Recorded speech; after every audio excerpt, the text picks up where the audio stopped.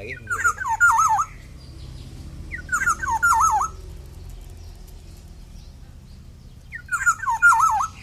Tapi di rumah tu anu apa nama ranting tu lagu mugi hijau tu bukan lem dah. Yang kecil tu.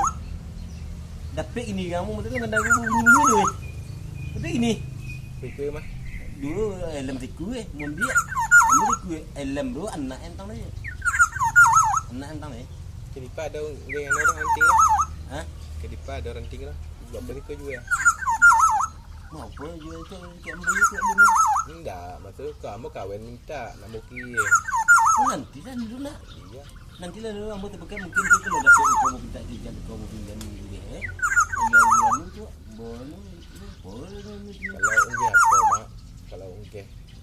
Kamu kadang enggak ada kawin dengan kamu kan? Mak pegang lain. Minta mau batu ba. Ada mau batu mikir carinya unggih hamba kena demam juga. Ambil itulah Unggih hamba unggih larung.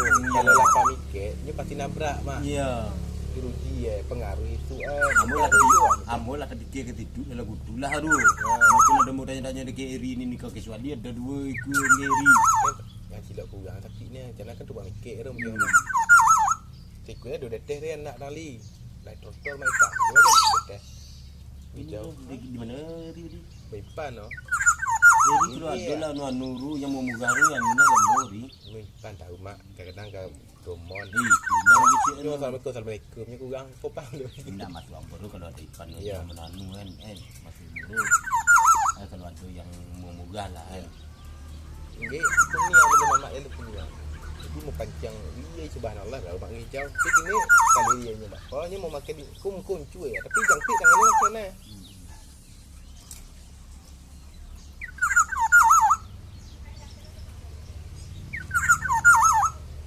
Ya, itu. Kita ni. Ini mesti lah.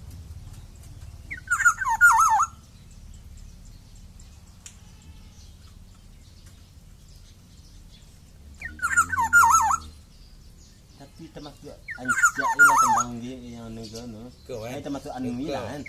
Jawab ada anu dan lebih situ Eri cakap.